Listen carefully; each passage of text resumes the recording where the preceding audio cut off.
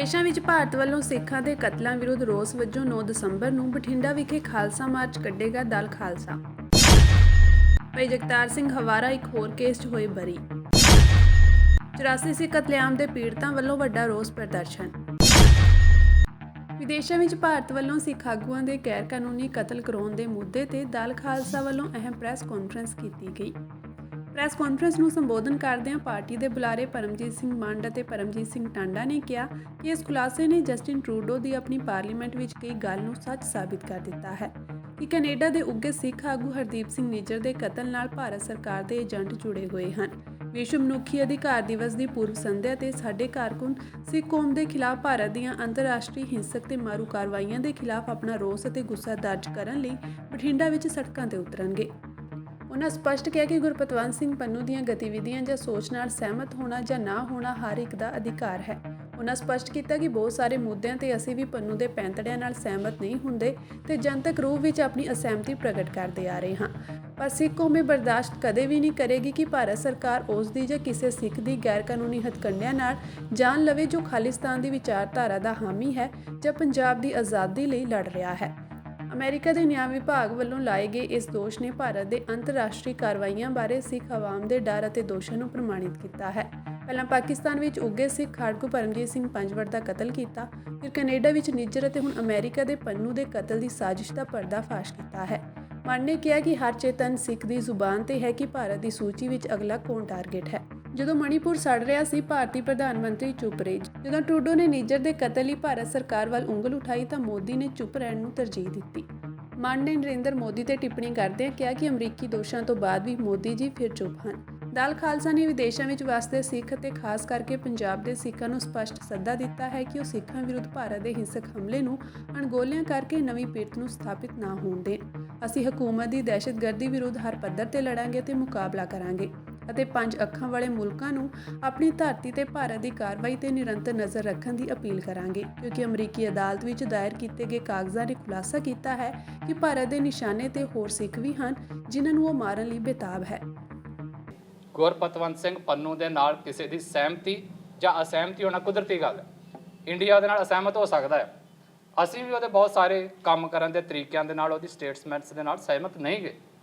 ਔਰ ਇਹ ਕੋਈ ਲੁਕੀ ਛਿਪੀ ਗੱਲ ਨਹੀਂ ਕਿ ਵੀ ਮੈਂ ਤਾਂ ਅੱਜ ਕਹਿ ਰਿਹਾ ਵੀ ਨਹੀਂ ਆ। ਇਹ ਪਹਿਲਾਂ ਵੀ ਪਾਸਟ ਦੇ ਵਿੱਚ ਵੀ ਸਾਡੀਆਂ ਸਟੇਟਮੈਂਟਸ ਔਨ ਰਿਕਾਰਡ ਨੇ ਜਿੱਥੇ ਸਾਡੀ ਕੰਟਰਾਡਿਕਸ਼ਨ ਰਹੀ ਹੈ ਗੁਰਪਤਵੰਤ ਸਿੰਘ ਪੰਨੂ ਦੇ ਕੰਮ ਕਰਨ ਦੇ ਤਰੀਕਿਆਂ ਦੇ ਨਾਲ ਜਾਂ ਉਹਦੀਆਂ ਸਟੇਟਮੈਂਟਸ ਦੇ ਨਾਲ। ਪਰ ਕਿਸੇ ਨਾਲ ਸਹਿਮਤ ਹੋਣਾ ਜਾਂ ਨਾ ਹੋਣਾ ਉਹ ਵੱਖਰੀ ਗੱਲ ਹੈ। ਪਰ ਅਸੀਂ ਇਹ ਕਦੇ ਵੀ ਬਰਦਾਸ਼ਤ ਨਹੀਂ ਕਰਾਂਗੇ ਕਿ ਕੋਈ ਵੀ ਸਿੱਖ ਜਾਂ ਕੋਈ ਵੀ ਇਨਸਾਨ ਜਿਹੜਾ ਪੰਜਾਬ ਦੇ ਪੰਥ ਦੇ, ਸਿੱਖਾਂ ਦੇ, ਖਾਲਿਸਤਾਨ ਦੇ ਪੱਖ ਦੇ ਵਿੱਚ ਗੱਲ ਕਰਦਾ ਆ, ਉਹਨੂੰ ਇੰਡੀਆ ਐਕਸਟਰਾ ਜੁਡੀਸ਼ਲੀ ਟਾਰਗੇਟ ਕਰੇ। ਇੱਥੇ ਪਾਕਿਸਤਾਨ ਦੇ ਵਿੱਚ ਭਾਈ ਪਰਮਜੀਤ ਸਿੰਘ ਪੰਜਵੜ ਦਾ ਕਤਲ ਹੋਣਾ ਔਰ ਕੈਨੇਡਾ ਦੇ ਵਿੱਚ ਭਾਈ ਹਰਦੀਪ ਸਿੰਘ ਨਿੱਜਰ ਦਾ ਕਤਲ ਹੋਣਾ, ਇਹਨਾਂ ਦੋਵਾਂ ਦੀ ਜਦੋਂ ਤੁਸੀਂ ਬੈਕਗਰਾਊਂਡ ਵੇਖਦੇ ਹਾਂ ਅਸੀਂ ਉਹ ਸੇਮ ਆ। ਬੈਕਗਰਾਊਂਡ ਤੋਂ ਮੇਰਾ ਕਹਿਣ ਦਾ ਮਤਲਬ ਵੀ ਦੋਵੇਂ ਬੰਦੇ ਖਾਲਿਸਤਾਨ ਦੀ ਵਕਾਲਤ ਕਰਦੇ ਸੀ, ਦੋਵੇਂ ਬੰਦੇ ਖਾਲਿਸਤਾਨ ਦੇ ਸੰਘਰਸ਼ ਦੇ ਵਿੱਚ ਐਕਟਿਵ ਰਹੇ ਆ ਔਰ ਅਜੇ ਵੀ ਐਕਟਿਵ ਸੀ। ਔਰ ਦੋਨਾਂ ਦੀ ਦੁਸ਼ਮਣੀ ਕੋਈ ਨਿੱਜੀ ਨਹੀਂ ਸੀ ਵੀ ਕਿ ਉਹਨਾਂ ਨੂੰ ਕੋਈ ਨਿੱਜੀ ਆ ਕੇ ਮਾਰ ਜਾਏਗਾ। ਤਾਂ ਉਹ ਤੋਂ ਇਹ ਗੱਲਾਂ ਸਾਫ਼ ਹੁੰਦੀਆਂ ਵੀ ਉਹ ਦੋਵੇਂ ਸ਼ਖਸੀਅਤਾਂ ਖਾਲਿਸਤਾਨ ਦੀ ਪ੍ਰਾਪਤੀ ਦੇ ਲਈ ਸੰਘਰਸ਼ ਕਰ ਰਹੀਆਂ ਸੀ, ਲੜ ਰਹੀਆਂ ਸੀ ਔਰ ਉਹਨਾਂ ਨੂੰ ਟਾਰਗੇਟ ਕੀਤਾ ਗਿਆ। ਔਰ ਫਿਰ ਜਿੱਦਣ ਭਾਈ ਹਰਦੀਪ ਸਿੰਘ ਨਿੱਜਰ ਦਾ ਕਤਲ ਹੋਇਆ ਉਦੋਂ ਵੀ ਅਸੀਂ ਦਲ ਖਾਲਸਾ ਵੱਲੋਂ 1 ਜੁਲਾਈ ਨੂੰ ਇੱਥੇ ਅੰਮ੍ਰਿਤਸਰ ਸਾਹਿਬ ਦੀ ਧਰਤੀ ਦੇ ਉੱਤੇ ਪ੍ਰੋਟੈਸਟ ਕਰਕੇ ਆਪਣਾ ਮੈਸੇਜ ਭੇਜਿਆ ਸੀ ਕਿ ਇਹਦੇ ਪਿੱਛੇ ਵੀ ਇੰਡੀਆ ਦੀ ਏਜੰਸੀ ਰੌ ਦਾ ਹੱਥ ਆ। ਜਿੱਦਣ ਕੈਨੇਡਾ ਨੇ ਇਹ ਦੋਸ਼ ਲਾਏ ਇੰਡੀਆ ਦੇ ਉੱਤੇ, ਇੰਡੀਆ ਨੇ ਇੱਕੋ ਹੀ ਰੱਟ ਲਾਈ ਰੱਖੀ, ਸਬੂਤ ਲਿਆਓ, ਪੇਸ਼ ਕਰੋ ਸਬੂਤ।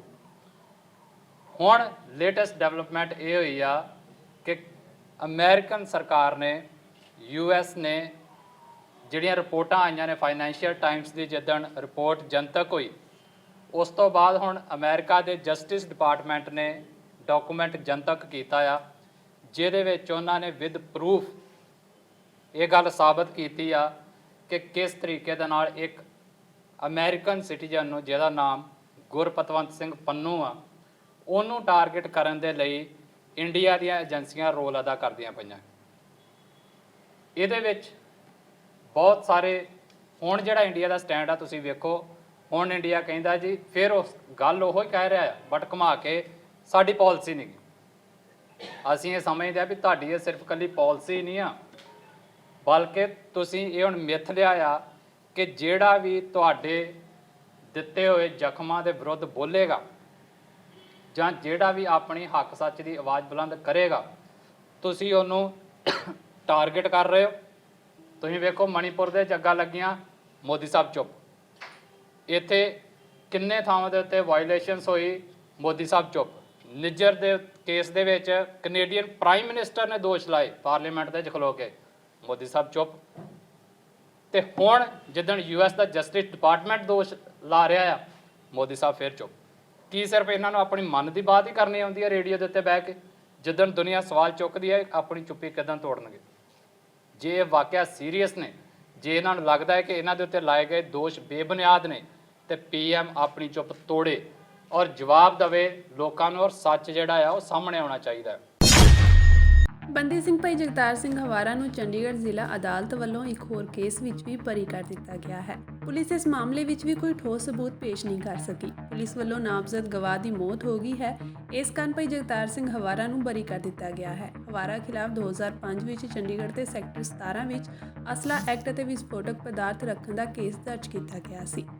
ਹਵਾਰਾ ਇਸ ਸਮੇਂ ਦਿੱਲੀ ਦੀ ਮੰਡੋਲੀ ਜੇਲ੍ਹ ਵਿੱਚ ਬੰਦ ਹਨ। ਹਵਾਰਾ ਨੂੰ ਪੰਜਾਬ ਦੇ ਸਾਬਕਾ ਮੁੱਖ ਮੰਤਰੀ ਬੇਅੰਤ ਸਿੰਘ ਕਤਲ ਮਾਮਲੇ ਵਿੱਚ ਵੀ ਉਮਰ ਕੈਦ ਦੀ ਸਜ਼ਾ ਸੁਣਾਈ ਗਈ ਹੈ। ਭਾਈ ਜਗਤਾਰ ਸਿੰਘ ਹਵਾਰਾ ਨੂੰ ਚੰਡੀਗੜ੍ਹ ਪੁਲਿਸ ਨੇ 11 ਜੁਲਾਈ 2005 ਨੂੰ ਉਹਨਾਂ ਦੇ ਸਾਥੀ ਸਮੀਰ ਮੱਲਾ ਉਰਫ ਟੋਨੀ ਸਮੇਤ ਗ੍ਰਿਫਤਾਰ ਕੀਤਾ ਸੀ। ਪੁਲਿਸ ਨੇ ਇਸ ਮਾਮਲੇ ਵਿੱਚ ਗ੍ਰਿਫਤਾਰੀ ਸਮੇਂ ਦੋਵਾਂ ਕੋਲੋਂ RDX ਬਰਾਮਦ ਕੀਤਾ ਸੀ। ਚੰਡੀਗੜ੍ਹ ਪ੍ਰਸ਼ਾਸਨ ਵੱਲੋਂ ਭਾਈ ਜਗਤਾਰ ਸਿੰਘ ਹਵਾਰਾ ਤੇ CRPC ਦੀ ਧਾਰਾ 268 ਲਗਾਈ ਗਈ ਸੀ। ਇਸ ਤਹਿਤ ਮੁਲਜ਼ਮ ਨੂੰ ਜੇਲ੍ਹ ਤੋਂ ਬਾਹਰ ਲੈ ਜਾਣ ਅਤੇ ਅਦਾਲਤ ਵਿੱਚ ਪੇਸ਼ ਕਰਨ ਤੇ ਪਾਬੰਦੀ ਹੈ। ਪੰਜਾਬ ਅਤੇ ਹਰਿਆਣਾ ਹਾਈ ਕੋਰਟ ਦੇ ਵਕੀਲ ਕਮਲਦੀਪ ਸਿੰਘ ਸਿੱਧੂ ਨੇ ਕਿਹਾ ਕਿ CRPC ਦੀ ਧਾਰਾ 268 ਤਹਿਤ ਕਿਸੇ ਵੀ ਸਰਕਾਰ ਕੋਲ ਕਿਸੇ ਵੀ ਦੋਸ਼ੀ ਨੂੰ ਜੇਲ੍ਹ ਤੋਂ ਬਾਹਰ ਆਉਣ ਤੋਂ ਰੋਕਣ ਦਾ ਅਧਿਕਾਰ ਹੈ। ਦੱਸ ਦਈਏ ਕਿ ਚੰਡੀਗੜ੍ਹ ਜ਼ਿਲ੍ਹਾ ਅਦਾਲਤ ਪਹਿਲਾਂ ਵੀ ਇੱਕ ਮਾਮਲੇ ਵਿੱਚ ਭਾਈ ਜਗਤਾਰ ਸਿੰਘ ਹਵਾਰਾ ਨੂੰ ਬਰੀ ਕਰ ਚੁੱਕੀ ਹੈ। 22 ਨਵੰਬਰ ਨੂੰ ਜ਼ਿਲ੍ਹਾ ਅਦਾਲਤ ਨੇ ਉਹਨਾਂ ਨੂੰ ਸੈਕਟਰ 36 ਵਿੱਚ ਦਰਜ ਕੇਸ ਵਿੱਚੋਂ ਬਰੀ ਕਰ ਦਿੱਤਾ ਸੀ। ਅੱਜ ਬਹੁਤ ਖੁਸ਼ੀ ਦੀ ਗੱਲ ਹੈ। ਅੱਜ 1 ਦਸੰਬਰ 2023 ਨੂੰ ਭਾਈ ਜਗਤਾਰ ਸਿੰਘ ਹਵਾਰਾ ਦਾ ਇੱਕ ਹੋਰ ਕੇਸ ਚੰਡੀਗੜ੍ਹ ਦਾ FIR ਨੰਬਰ 271/2005 ਜੋ ਕਿ 11 ਜੁਲਾਈ 2005 ਨੂੰ ਸੈਕਸ਼ਨ 120 121 121 122 153 25 ਆਰਮਜ਼ ਐਕਟ ਦੇ ਵਿੱਚ ਥਾਣਾ ਸੈਕਟਰ 17 ਸੈਂਟਰਲ ਚੰਡੀਗੜ੍ਹ ਦੇ ਵਿੱਚ ਭਾਈ ਜਗਤਾਰ ਸਿੰਘ ਹਵਾਰਾ ਦੇ by name Sameer Malla alias Tony, ਜੋਗਾ ਦਾਸ ਏਲੀਅਸ ਜੋਗਾ ਤੇ ਜੋਗਿੰਦਰ ਸਿੰਘ ਏਲੀਅਸ ਜਿੰਦੇ ਦੇ ਖਿਲਾਫ ਦਰਜ ਕੀਤਾ ਗਿਆ ਸੀ। ਭਾਈ ਜਗਤਾਰ ਸਿੰਘ ਹਵਾਰਾ ਦੀ ਇਸ ਕੇਸ ਦੇ ਵਿੱਚ ਅਰੈਸਟ 20 ਜੁਲਾਈ 2005 ਨੂੰ ਪਾ ਦਿੱਤੀ ਗਈ ਸੀ ਤੇ 27/5/2010 ਨੂੰ ਲਲਿਤ ਬਤਰਾ ਐਡੀਸ਼ਨਲ ਸੈਸ਼ਨ ਜੱਜ ਚੰਡੀਗੜ੍ਹ ਵੱਲੋਂ ਸਮੀਰ, ਜੋਗਾ ਦਾਸ ਤੇ ਜੋਗਿੰਦਰ ਸਿੰਘ ਨੂੰ ਇਸ ਕੇਸ ਦੇ ਵਿੱਚੋਂ ਬਰੀ ਕਰ ਦਿੱਤਾ ਗਿਆ ਸੀ। ਇਸ ਕੇਸ ਦਾ ਇਹ ਸੀ ਕਿ ਫੁੱਟਬਾਲ ਸਟੇਡੀਅਮ ਸੈਕਟਰ 17 ਦੇ ਵਿੱਚ ਸਮੀਰ ਮੱਲਾ ਤੇ ਜੋਗਾ ਦਾਸ ਦੀ ਅਰੈਸਟ ਪਾਈ ਗਈ ਸੀ, ਜਿਸ 'ਚ 9mm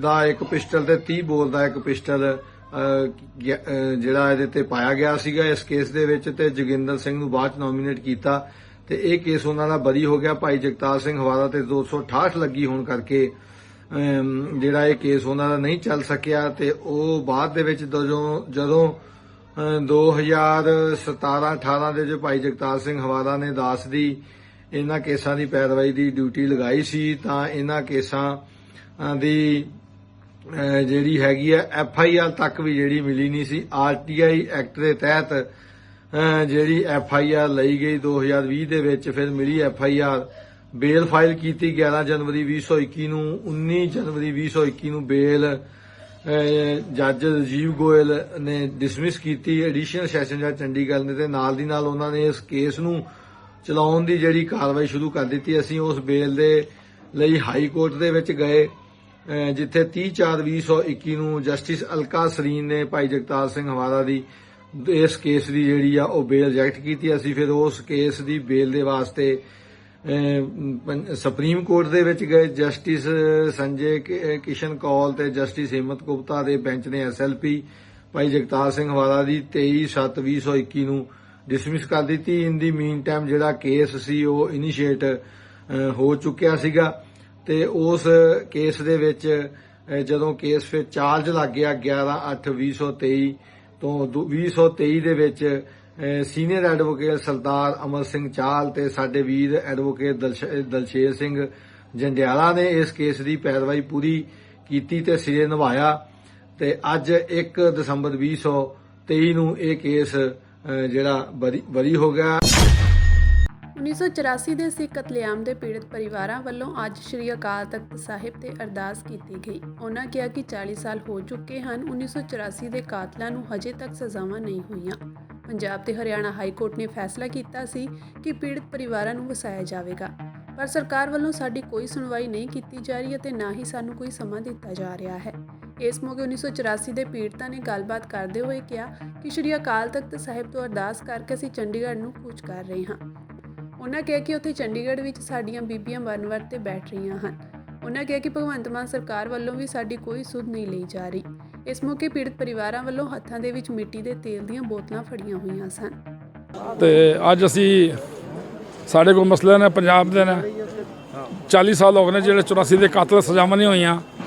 ਕੋਈ ਪੰਜਾਬ ਅਤੇ ਹਰਿਆਣਾ ਹਾਈ ਕੋਰਟ ਨੇ ਫੈਸਲੇ ਕੀਤੇ ਨੇ 84 ਦੇ ਦੰਗਾ ਪੀੜਤਾਂ ਨੂੰ ਵਸਾਉਣ ਵਾਸਤੇ, ਉਹ ਵੀ ਸਾਡੇ ਫੈਸਲੇ ਕੋਈ ਸਰਕਾਰ ਨੇ ਲਾਗੂ ਨਹੀਂ ਕੀਤੇ। ਨਾ ਸਾਨੂੰ ਸਰਕਾਰ ਟਾਈਮ ਦਿੰਦੀ ਹੈ, ਨਾ ਸਾਡੀ ਕੋਈ ਗੱਲ ਸੁਣੀ ਜਾਂਦੀ ਹੈ। ਅੱਜ ਅਸੀਂ ਮਜਬੂਰ ਹੋ ਕੇ ਅਕਾਲ ਤਖਤ ਸਾਹਿਬ ਤੋਂ ਅਰਦਾਸ ਕਰਕੇ ਅਸੀਂ ਕੂਚ ਕਰ ਰਹੇ ਹਾਂ, ਇੱਧਰ ਚੰਡੀਗੜ੍ਹ ਨੂੰ ਜਾ ਰਹੇ ਹਾਂ ਤੇ ਉੱਥੇ ਬੀਬੀਆਂ ਸਾਡੇ ਮਰਤਬੇ ਤੇ ਬੈਠਣਗੀਆਂ।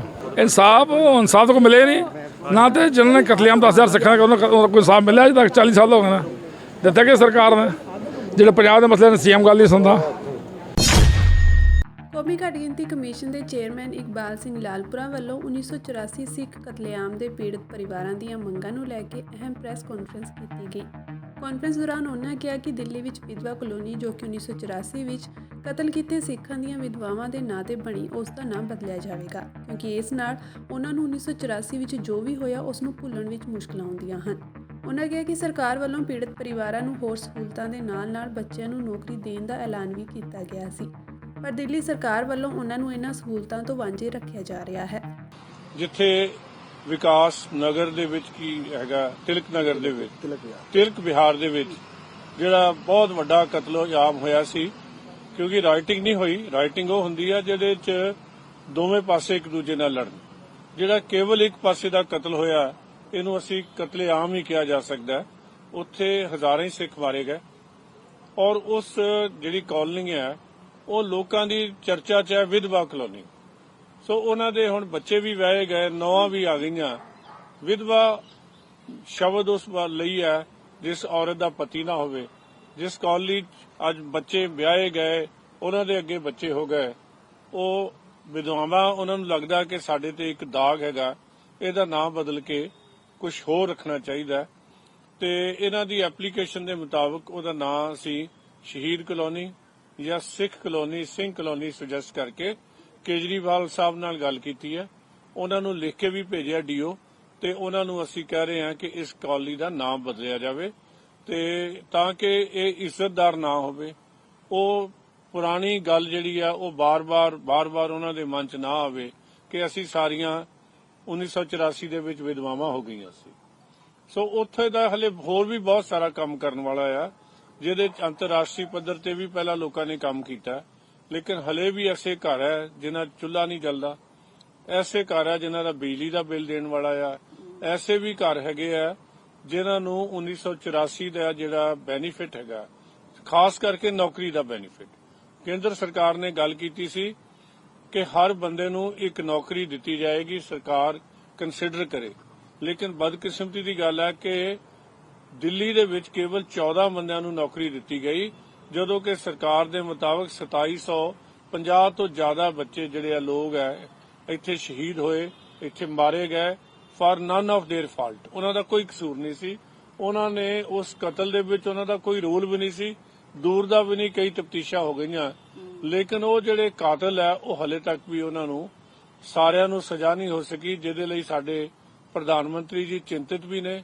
ਹੋਮ ਮਿਨਿਸਟਰ ਸਾਹਿਬ ਵੀ ਬੜਾ ਯਤਨ ਕਰ ਰਹੇ ਆ ਕਿ ਉਹ ਕੇਸ ਦੁਬਾਰਾ ਨਵੀਂ SIT ਖੋਲ ਕੇ ਉਹਦੇ ਤੇ ਅਮਲ ਕੀਤਾ ਜਾਵੇ।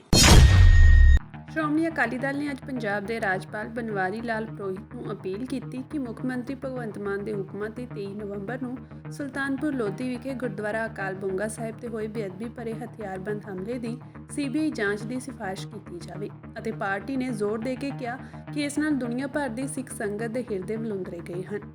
ਰਾਜਪਾਲ ਨਾਲ ਹੋਈ ਮੀਟਿੰਗ ਬਾਰੇ ਪੱਤਰਕਾਰਾਂ ਨੂੰ ਜਾਣਕਾਰੀ ਦਿੰਦਿਆਂ ਸ਼੍ਰੋਮਣੀ ਅਕਾਲੀ ਦਲ ਦੇ ਪ੍ਰਧਾਨ ਸੁਖਬੀਰ ਸਿੰਘ ਬਾਦਲ, ਜਿਨ੍ਹਾਂ ਨੇ ਰਾਜਪਾਲ ਨੂੰ ਮੰਗ ਪੱਤਰ ਸੌਂਪਣ ਵਾਲੇ ਉੱਚ ਪੱਧਰੀ ਵਫਦ ਦੀ ਅਗਵਾਈ ਕੀਤੀ, ਉਹਨਾਂ ਕਿਹਾ ਕਿ ਸਵੇਰੇ 4 ਵਜੇ ਸ਼ਾਂਤਮਈ ਬੈਠੀ ਸੰਗਤ ਤੇ ਉਸ ਵੇਲੇ ਹਥਿਆਰਬੰਦ ਹਮਲਾ ਕੀਤਾ ਗਿਆ ਜਦੋਂ ਗੁਰਬਾਣੀ ਦਾ ਜਾਪ ਕਰ ਰਹੀ ਸੀ ਤੇ ਇਸ ਹਮਲੇ ਨੇ 1984 ਵਿੱਚ ਅੰਮ੍ਰਿਤਸਰ ਵਿੱਚ ਸ੍ਰੀ ਦਰਬਾਰ ਸਾਹਿਬ ਤੇ ਹੋਇਆ ਹਮਲਾ ਚੇਤੇ ਕਰਵਾ ਦਿੱਤਾ ਹੈ। ਉਹਨਾਂ ਕਿਹਾ ਕਿ ਦੁਨੀਆ ਭਰ ਵਿੱਚ ਸਿੱਖਾਂ ਵਿੱਚ ਰੋਸ ਹੈ ਤੇ ਉਹ ਇਸ ਘਿਨੌਣੀ ਹਰਕਤ ਵਾਸਤੇ ਨਿਆਂ ਮੰਗ ਰਹੀ ਹੈ।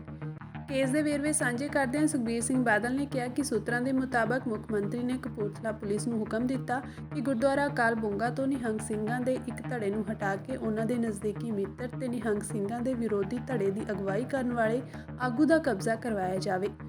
ਉਹਨਾਂ ਕਿਹਾ ਕਿ ਇਸ ਤੋਂ ਵੀ ਮੰਦਭਾਗੀ ਗੱਲ ਹੈ ਕਿ ਮੁੱਖ ਮੰਤਰੀ ਨੇ ਇਹ ਹੁਕਮ ਰਾਤ ਨੂੰ ਸ਼ਰਾਬੀ ਹਾਲਤ ਵਿੱਚ ਦਿੱਤੇ, ਜਿਸ ਕਾਰਨ ਕਪੂਰਥਲਾ ਪੁਲਿਸ ਵੱਡੇ ਤੜਕੇ ਪੂਰੀ ਲੜਾਈ ਵਾਲੀ ਵਰਤੀ ਵਿੱਚ ਅਸਾਲਟ ਰਾਈਫਲਾਂ ਲੈ ਕੇ ਗੁਰਦੁਆਰਾ ਸਾਹਿਬ ਵਿੱਚ ਦਾਖਲ ਹੋਈ ਤੇ ਫਾਇਰਿੰਗ ਸ਼ੁਰੂ ਕਰ ਦਿੱਤੀ। ਉਹਨਾਂ ਕਿਹਾ ਕਿ ਇਸ ਸਬੰਧ ਵਿੱਚ ਵੀ ਸਬੂਤ ਰਾਜਪਾਲ ਨੂੰ ਸੌਂਪੇ ਗਏ ਹਨ। ਕਿ ਪਿਛਲੇ ਦਿਨ 23 ਨਵੰਬਰ ਨੂੰ ਗੁਰਦੁਆਰਾ ਅਕਾਲ ਬੁੰਗਾ ਸਾਹਿਬ ਸੁਲਤਾਨਪੁਰ ਲੋਧੀ ਸਵੇਰੇ 4 ਵਜੇ ਪੰਜਾਬ ਦੇ ਮੁੱਖ ਮੰਤਰੀ ਭਗਵੰਤ ਮਾਨ ਦੇ ਹੁਕਮ ਤੇ ਪੁਲਿਸ ਨੂੰ ਵਾੜਿਆ ਗਿਆ। ਪੁਲਿਸ ਗੁਰਦੁਆਰਾ ਸਾਹਿਬ ਜੁੱਤੇ ਲੈ ਕੇ ਗੋਲੀਆਂ ਚਲਾ ਕੇ ਭਗਵੰਤ ਮਾਨ ਦੇ ਇੱਕ ਸਾਥੀ ਨੂੰ ਕਬਜ਼ਾ ਦਿਵਾਉਣਾ ਚਾਹੁੰਦੀ ਸੀ। ਖਾਲਸਾ ਪੰਥ ਦੀ ਇੱਕ ਮਰਿਆਦਾ ਹੈ, ਕਿਸੇ ਗੁਰੂ ਘਰ ਵਿੱਚ ਅੱਜ ਤੱਕ ਪੁਲਿਸ ਦਾਖਲ ਨਹੀਂ ਹੋਈ। ਇਹ ਤੋਂ ਪਹਿਲੇ ਇੱਕ ਵਾਰ ਹੋਈ ਜਦੋਂ ਦਰਬਾਰ ਸਾਹਿਬ ਤੇ ਇੰਦਰਾ ਗਾਂਧੀ ਨੇ ਹਮਲਾ ਕੀਤਾ ਟੈਂਕਾਂ ਤੋਪਾਂ ਨਾਲ। ਅੱਜ ਤੱਕ ਸਿੱਖ ਕੌਮ ਨੇ ਉਸ ਪਰਿਵਾਰ ਨੂੰ ਮਾਫ ਨਹੀਂ ਕੀਤਾ। ਦੂਜਾ ਹਮਲਾ ਹੁਣ ਆ ਭਗਵੰਤ ਮਾਨ ਨੇ ਕੀਤਾ। ਮੈਂ ਅਫਸਰਾਂ ਨੂੰ ਪੁੱਛਿਆ ਕਿ ਤੁਸੀਂ ਐਡਾ ਵੱਡਾ ਪਾਪ ਕਿਉਂ ਕੀਤਾ, ਐਡੀ ਵੱਡੀ ਬੇਅਦਬੀ ਕਿਉਂ ਕੀਤੀ। ਉਹਨਾਂ ਨੇ ਮੈਨੂੰ ਕਿਹਾ ਕਿ ਸਾਨੂੰ ਰਾਤ ਨੂੰ ਮੁੱਖ ਮੰਤਰੀ ਦਾ ਆਪ ਫੋਨ ਆਇਆ। ਮੁੱਖ ਮੰਤਰੀ ਨੇ ਆਦੇਸ਼ ਦਿੱਤੇ ਕਿ ਮੈਨੂੰ ਸਵੇਰੇ 6 ਵਜੇ ਤੋਂ ਪਹਿਲੇ ਮੇਰੇ ਆਪਣਾ ਜਿਹੜਾ ਸਾਥੀ ਹੈ ਉਹਦਾ ਕਬਜ਼ਾ ਕਰਾਓ ਗੁਰੂ ਘਰ ਦੇ ਉੱਤੇ, ਭਾਵੇਂ ਕੁਛ ਮਰਜ਼ੀ ਕਰਨਾ ਪਏ। ਤੇ ਤੁਸੀਂ ਜਾਣਦੇ ਹੋ ਕਿ ਉਹ ਇੱਕਦਮ ਪੁਲਿਸ ਆਈ ਤੇ ਸਾਰਾ ਅਸਲਾ ਲੈ ਕੇ ਉਹਨਾਂ ਨੇ ਹਮਲਾ ਮਾਰ ਦਿੱਤਾ। ਇੱਕ ਬੰਦੇ ਦੀ ਜਾਨ ਵੀ ਗਈ। ਮੈਂ ਪੁੱਛਣਾ ਚਾਹਣਾ ਹੈ ਪੰਜਾਬ ਦੇ ਮੁੱਖ ਮੰਤਰੀ ਨੂੰ, ਕਾਲੀ ਕੀ ਸੀ? ਕੀ ਉੱਥੇ ਕੋਈ ਲਾਅ ਐਂਡ ਆਰਡਰ ਸਿਚੁਏਸ਼ਨ ਦੀ, ਉੱਥੇ ਕੋਈ ਦੰਗਾ ਫਸਾਦ ਹੋ ਰਿਹਾ ਸੀ? ਪਰ ਕਿਉਂਕਿ ਉਹਨਾਂ ਨੇ ਆਪਣੇ ਬੰਦੇ ਨੂੰ ਕਬਜ਼ਾ ਦਿਵਾਉਣਾ ਹੈ, ਤਾਂ ਇਸ ਕਰਕੇ ਆ ਸਿੱਖ ਕੌਮ ਵਿੱਚ ਬਹੁਤ ਵੱਡਾ ਰੋਸ ਹੈ। ਆ ਇੱਕ ਬਹੁਤ ਵੱਡੀ ਬੇਅਦਬੀ ਹੋਈ ਹੈ ਜਿਹਦਾ ਸਿੱਖ ਕੌਮ ਇਨਸਾਫ ਚਾਹੁੰਦੀ ਹੈ। ਮੈਂ ਬੜਾ ਹੈਰਾਨ ਰਿਹਾ ਕਿ ਜਦੋਂ ਪਤਾ ਲੱਗਿਆ ਕਿ ਪੰਜਾਬ ਦੇ ਮੁੱਖ ਮੰਤਰੀ ਨੇ ਇੱਕ SIT ਬਣਾਤੀ ਹੈ। SIT ਕਿਹਦੀ? ਉਹੀ SSP ਜਿਹਨੇ ਹਮਲਾ ਕੀਤਾ, ਜਦੋਂ ਹਮਲਾ ਕਰਾਇਆ ਗਿਆ ਉਹਦੀ ਅਗਵਾਈ ਥੱਲੇ SIT। ਕਿੱਡਾ ਵੱਡਾ ਹੋਰ ਮਜ਼ਾਕ ਇਸ ਮੁੱਖ ਮੰਤਰੀ ਨੇ ਕੀਤਾ ਹੈ। ਅਸੀਂ ਆਨਰੇਬਲ ਗਵਰਨਰ ਸਾਹਿਬ ਨੂੰ ਬੇਨਤੀ ਕਰਨ ਆਏ ਹਾਂ ਕਿ ਪੰਜਾਬ ਦੀ ਜਨਤਾ, ਸਿੱਖ ਖਾਲਸਾ ਪੰਥ ਚਾਹੁੰਦਾ ਹੈ ਕਿ CBI ਦੇ ਥੱਲੇ ਇਨਕੁਆਇਰੀ ਕੀਤੀ ਜਾਏ ਤੇ ਜਿਹੜੇ ਦੋਸ਼ੀ ਹੈ, ਜਿਹੜੇ ਮੁੱਖ ਮੰਤਰੀ ਹੈ ਤੇ ਉਹਦੀ ਜਿਹੜੀ ਫੋਰਸ ਜਿਹੜੀ ਗਈ ਹੈ, ਉਹਨਾਂ ਤੇ ਧਾਰਮਿਕ ਉਲੰਘਣਾ ਕਰਨ ਤੇ, ਸਿੱਖ ਸੈਂਟੀਮੈਂਟਸ ਹਰਟ ਕਰਨ ਤੇ 307 ਮਰਡਰ ਕਰਨ ਤੇ ਪਰਚੇ ਰਜਿਸਟਰ ਕੀਤੇ ਜਾਣ। ਅਸੀਂ ਆਨਰੇਬਲ ਗਵਰਨਰ ਸਾਹਿਬ ਕੋਲ ਅੱਜ ਕਹਿ ਕੇ ਗਏ। ਪੰਜਾਬ ਦੇ ਮੁੱਖ ਮੰਤਰੀ ਭਗਵੰਤ ਮਾਨ ਨੇ ਦਸੰਬਰ ਦੇ ਚੜ੍ਹਦੇ ਮਹੀਨੇ ਕਿਸਾਨਾਂ ਨੂੰ ਵੱਡਾ ਤੋਹਫਾ ਦਿੱਤਾ ਹੈ। ਮਾਨ ਸਰਕਾਰ ਵੱਲੋਂ ਗੰਨੇ ਦੇ ਭਾਅ ਵਿੱਚ ਵਾਧਾ ਕੀਤਾ ਗਿਆ। ਸਰਕਾਰ ਵੱਲੋਂ ਗੰਨੇ ਦੀ ਕੀਮਤ 11 ਰੁਪਏ ਵਧਾਈ ਗਈ ਹੈ ਤਾਂ ਦੂਜੇ ਬੰਨੇ ਗੰਨੇ ਦਾ ਰੇਟ 11 ਰੁਪਏ ਵਧਾਉਣ ਦੇ ਬਾਵਜੂਦ ਕਿਸਾਨ ਸਰਕਾਰ ਤੋਂ ਨਾਰਾਜ਼ ਨਜ਼ਰ ਆ ਰਹੇ ਹਨ। ਇਸ ਦੇ ਨਾਲ ਹੀ ਕਿਸਾਨਾਂ ਨੇ ਮੁੜ ਤੋਂ ਹਾਈਵੇ ਜਾਮ ਕਰਨ ਦਾ ਐਲਾਨ ਕਰ ਦਿੱਤਾ ਹੈ। ਕਿਸਾਨਾਂ ਨੇ ਮੁੱਖ ਮੰਤਰੀ ਮਾਨ ਤੇ ਵਾਅਦਾ ਖਿਲਾਫੀ ਦੇ ਇਲਜ਼ਾਮ ਲਗਾਏ ਹਨ। ਕਿਸਾਨਾਂ ਦਾ ਕਹਿਣਾ ਹੈ ਕਿ ਮੁੱਖ ਮੰਤਰੀ ਮਾਨ ਨੇ ਗੰਨੇ ਦਾ ਰੇਟ 14 ਰੁਪਏ ਵਧਾਉਣ ਦਾ ਐਲਾਨ ਕੀਤਾ ਸੀ। ਉਹਨਾਂ ਨੇ ਕਿਹਾ ਕਿ ਗੰਨੇ ਤੇ ਪੰਜਾਬ ਵਿੱਚ ਸਭ ਤੋਂ ਵੱਧ ਲਾਗਤ ਅਤੇ ਖਰਚ ਆ ਰਿਹਾ ਹੈ। ਉਹਨਾਂ ਇਹ ਵੀ ਕਿਹਾ ਕਿ ਸੀਐਮ ਵੱਲੋਂ ਸ਼ੂਗਰ ਮਿਲ ਵੀ ਚਲਾਉਣ ਦਾ ਕੋਈ ਐਲਾਨ ਨਹੀਂ ਕੀਤਾ ਗਿਆ। ਦੁਆਬਾ ਕਿਸਾਨ ਸੰਘਰਸ਼ ਕਮੇਟੀ ਦੇ ਸੂਬਾ ਪ੍ਰਧਾਨ ਬਲਵਿੰਦਰ ਸਿੰਘ ਮੱਲੀ ਨੰਗਲ ਤੇ ਦੁਆਬਾ ਕਿਸਾਨ ਕਮੇਟੀ ਪੰਜਾਬ ਦੇ ਪ੍ਰਧਾਨ ਜੰਗਬੀਰ ਚੌਹਾਨ ਨੇ ਕਿਹਾ ਕਿ ਗੰਨੇ ਦੀ ਕੀਮਤ ਵਿੱਚ ਵਾਧੇ ਸੰਬੰਧੀ ਸਿਰਫ ਐਕਸ ਤੇ ਜਾਣਕਾਰੀ ਦਿੱਤੀ ਗਈ ਹੈ ਤੇ ਇਸ ਬਾਰੇ ਕੋਈ ਨੋਟੀਫਿਕੇਸ਼ਨ ਵੀ ਜਾਰੀ ਨਹੀਂ ਕੀਤਾ ਗਿਆ। ਮੁੱਖ ਮੰਤਰੀ ਨੂੰ ਸ਼ਨੀਵਾਰ ਨੂੰ ਗੰਨੇ ਦਾ ਸਮਰਥਨ ਮੁੱਲ 400 ਰੁਪਏ ਪ੍ਰਤੀ ਕੁਇੰਟਲ ਤੋਂ ਵੱਧ ਕਰਨ ਦਾ ਨੋਟੀਫਿਕੇਸ਼ਨ ਜਾਰੀ ਕਰਨਾ ਚਾਹੀਦਾ ਹੈ ਤੇ ਖੰਡ ਮਿਲਾਂ ਨੂੰ ਤੁਰੰਤ ਚਾਲੂ ਕਰਨਾ ਚਾਹੀਦਾ ਹੈ। ਗੰਨਾ ਕਾਸ਼ਤਕਾਰਾਂ ਨੇ ਰੇਲਵੇ ਲਾਈਨਾਂ ਤੇ ਬੈਠੇ ਕਿਸਾਨਾਂ ਖਿਲਾਫ ਦਰਜ ਕੀਤੇ ਕੇਸਾਂ ਦੀ ਸਖਤ ਨਿਖੇਧੀ ਕਰਦਿਆਂ ਚੇਤਾਵਨੀ ਦਿੱਤੀ ਹੈ ਕਿ ਜਿਸ ਦਿਨ ਇਹਨਾਂ ਕੇਸਾਂ ਦੇ ਆਧਾਰ ਤੇ ਇਹਨਾਂ ਖਿਲਾਫ ਕੋਈ ਕਾਰਵਾਈ ਕੀਤੀ ਗਈ ਤਾਂ ਫਿਰ ਉਸ ਦਾ ਜਵਾਬ ਦਿੱਤਾ ਜਾਵੇਗਾ। ਦੱਸ ਦਈਏ ਕਿ ਮੁੱਖ ਮੰਤਰੀ ਭਗਵੰਤ ਸਿੰਘ ਮਾਨ ਨੇ ਅੱਜ ਸਵੇਰੇ ਟਵੀਟ ਕਰਕੇ ਪੂਰੇ ਸੂਬੇ ਦੇ ਕਿਸਾਨਾਂ ਨੂੰ ਗੰਨੇ ਦੇ ਰੇਟ ਵਧਾਉਣ ਲਈ ਵਧਾਈ ਦਿੱਤੀ ਸੀ। ਮਾਨ ਨੇ ਲਿਖਿਆ 11 ਰੁਪਏ ਪੰਜਾਬ ਵਿੱਚ ਸ਼ੁਭ ਸ਼ਗਨ ਹੈ। ਅੱਜ ਪੰਜਾਬ ਦੇ ਗੰਨਾ ਕਿਸਾਨਾਂ ਨੂੰ ਭਾਅ ਵਿੱਚ 11 ਰੁਪਏ ਦਾ ਵਾਧਾ ਕਰਕੇ ਇੱਕ ਚੰਗਾ ਸੰਕੇਤ ਦਿੱਤਾ ਗਿਆ ਹੈ। ਪੰਜਾਬ ਵਿੱਚ ਗੰਨੇ ਦਾ ਰੇਟ ਬਾਕੀ ਦੇਸ਼ ਨਾਲੋਂ 391 ਰੁਪਏ ਵੱਧ ਹੈ। ਅਖੀਰ ਵਿੱਚ ਸੀਐਮ ਮਾਨ ਨੇ ਲਿਖਿਆ ਕਿ ਤੁਹਾਡਾ ਪੈਸਾ ਤੁਹਾਡਾ ਹੈ। ਦੱਸ ਦਈਏ ਕਿ ਬੀਤੇ ਦਿਨੀ ਪੰਜਾਬ ਦੇ ਕਿਸਾਨਾਂ ਨੇ ਜੰਮੂ ਰਾਸ਼ਟਰੀ ਹਾਈਵੇ ਤੇ ਜਲੰਧਰ ਤੇ ਧੰਨੋਵਾਲੀ ਫਾਟਕ ਨੇੜੇ ਪ੍ਰਦਰਸ਼ਨ ਕੀਤਾ ਸੀ। ਕਰੀਬ 84 ਘੰਟੇ ਬਾਅਦ ਸਰਕਾਰ ਨਾਲ ਕਿਸਾਨਾਂ ਦੀ ਮੀਟਿੰਗ ਹੋਈ ਅਤੇ ਫਿਰ ਹੜਤਾਲ ਖਤਮ ਕਰ ਦਿੱਤੀ ਗਈ।